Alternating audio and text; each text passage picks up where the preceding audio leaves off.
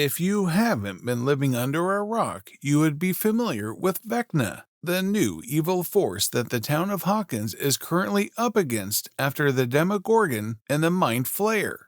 The name was given to him by the Hellfire Club, inspired by a classic monster from Dungeons & Dragons. And while the Dungeons & Dragons creatures that inspired the baddies of Stranger Things aren't exact replicas, the characters on the show play it frequently, just like the Duffer Brothers, who also created the show. As a result, D&D and Stranger Things share a number of similarities, including the Season 4's edition of Vecna. But what is the entire story behind her? Hi, and welcome back to our channel, where today we'll look into the story of the latest evil from Stranger Things, Vecna. But before we begin, make sure you hit the like and subscribe button so you don't miss out on our future mythical uploads. Now, let's begin. So, 2 years after the 1974 release of the first Dungeons & Dragons box set, Vecna was first mentioned in Dungeons & Dragons. Co-author Brian Bloom presented 2 magical objects dubbed the Hand of Vecna and the Eye of Vecna in Eldritch Wizardry. The name Vecna is an anagram of Vance, as in Jack Vance, whose tales about the dying earth had a significant impact on the style and rules of early D&D. Early D&D's use of magic, namely Vancian magic, which is now known as Dying Earth magic, provided the inspiration for the idea of spell slots. These ornaments were all that the Wicked Lich left behind in the original Greyhawk legend. Yet, they went on to provide information on almost everything. The only other information on Vecna was that he had a bodyguard named Cass. The hand and eye of Vecna, frequently used as extremely powerful high-level magical objects in Dungeons & Dragons, became a mainstay of the game. But this came with certain drawbacks. One was that the user had to swap their own eye or hand for the relic, gradually changing their alignment from good to evil. The other was the inability for users to change the effects in the near certainty of death if either the hand or the eye were removed. But what motivated the players to do this? Well, the answer is simple: the absurd power that resulted from it. Vecna's past was finally revealed in Advanced Dungeons & Dragons 2nd Edition, more than 10 years after the original, and he quickly rose to become one of the most formidable foes in the history of the tabletop role-playing game. So, let's look at the beginning of him. Vecna, also known as the Whispered One, the Undying King, the ruler of the Rotted Tower, and the Chained God, was the offspring of a harsh and strong mother whose tortures drove him to grandeur and power. He was a mortal from the land of Orth, who had spent his life learning and developing his magical abilities. His mortality weighed heavily on him as he got older and more powerful, and with the passing of his mother, he worried about losing everything he had when his own time came. So, being desperate, he focused his attention exclusively on finding a solution for his impending death and placed his trusted right-hand man, Cass, in command of his kingdom. Vecna is recognized as having made significant contributions to 2 of the most forbidden grimoires in the multiverse at this time, Ordinary Necromancy, and was the first scholar to assemble a bound version of the Book of Vile Darkness.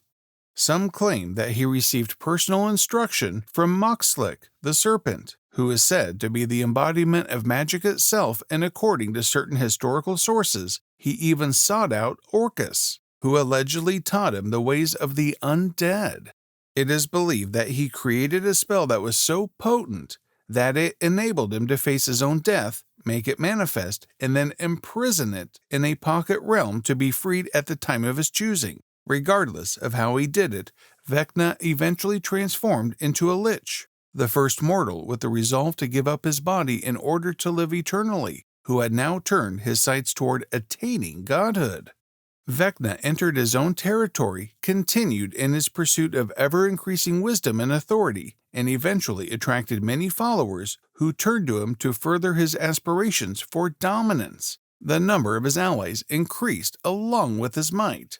Cass, a former paladin who had strayed rather far from the sparkles and halo goodness that is often associated with a paladin, was at the top of that inferno of evil. According to Forgotten Realms, he rose through the ranks to become Vecna's right-hand man, sort of literally, by transforming him into a vampire and granting him the capacity to utilize necromantic magic.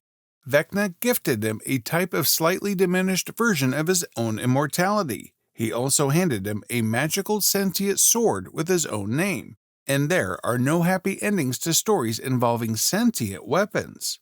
It came out that Vecna was so evil that part of it had crept into the Sword of Kos. Vecna must leave. The blade began to whisper to its owner. Kos listened to the voices in his brain, and as Vecna was performing the ritual, he sliced off the lich's hand and thrust the sword into his eye, causing a little amount of mutually assured destruction. With the exception of the artifacts, Vecna's body was destroyed and his spirit was dispersed, while Kos was exiled to another dimension. Vecna was thought to be dead, but he and Kos wound themselves in the domains of dread, a collection of pocket realties in the ethereal plane that is home to Barovia, the realm of the vampire ruler Stradvan Zarovich. There, Vecna is imprisoned by the mists of Ravenloft, within his own unique nightmare kingdom, a world of desert sands around a massive fortress in the shape of a human skull, together with Strahd, the vampire ruler, and his former companion Kos, the Bloody-Handed. Vecna and his slaves plan his escape as he is imprisoned within his own dominion. To remove the spell that keeps their lich god in the domains of dread, members of the cult of Vecna in Tor Gorak Tovag intended to revive their deity elsewhere. But there was a catch before all of this began. Vecna crafted 2 stone tablets before being swallowed by the mists of Ravenloft and imprisoned in the domains of dread. The tablets were hidden in an old tomb where Vecna assumed it would only be a matter of time before some nosy adventurers dug them up and let them fall into the hands of a demigod being powerful enough to use them without understanding what they did. The tablets were inscribed with a 10th level spell written in the language primeval, supposedly taught to Vecna by the serpent, who seems to have put a lot of effort into helping, and interestingly, he was right. The tablets were discovered, and the demigod Ayus firmly took the bait, falling for the ruse and being absorbed into Vecna's own body after he attempts to kill Vecna within his own citadel of Cavidius, the setting of the majority of the middle act of this. After this, Vecna was able to escape the domains of dread and achieve complete godhood as a result of the power surge that followed. He then begins to carry out his plan to finally achieve full godhood and become the sole god in the multiverse, potentially killing all creation in the process. He continued to crave greater strength and turned his attention to Sigil, the Lady of Pain's City of Doors, which is off limits to most deities and other supernatural entities.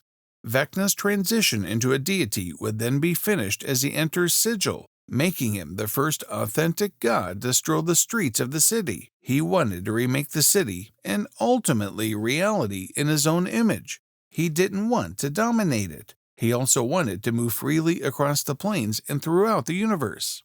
This is where the players step in. To prevent that, they must battle Vecna, or more specifically, his avatar. Even with the Lady of Pain on their side, the conflict is not small.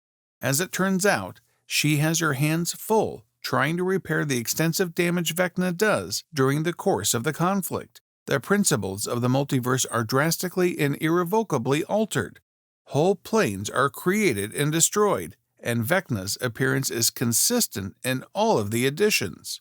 For his appearance, he is frequently shown as a dried-up corpse dressed in wizard robes, with a sparkling jewel instead of one of his eyes. Also, after absorbing the life power of the demigod Ayus in Die Vecna Die, his hand is either totally absent or has been replaced with a phantom appendage composed of light. Vecna also takes on the appearance of a handsome man with dark hair and ageless face after he succeeds in achieving higher godhood. So this was all about the original Vecna. which stands as a source of inspiration for the evil in the recent season of Stranger Things. If you enjoy digging through the story, make sure you hit the like and subscribe button, and check out our channel for more such shocking mythical stories. We'll see you next time with another new character. Until then, stay mythical.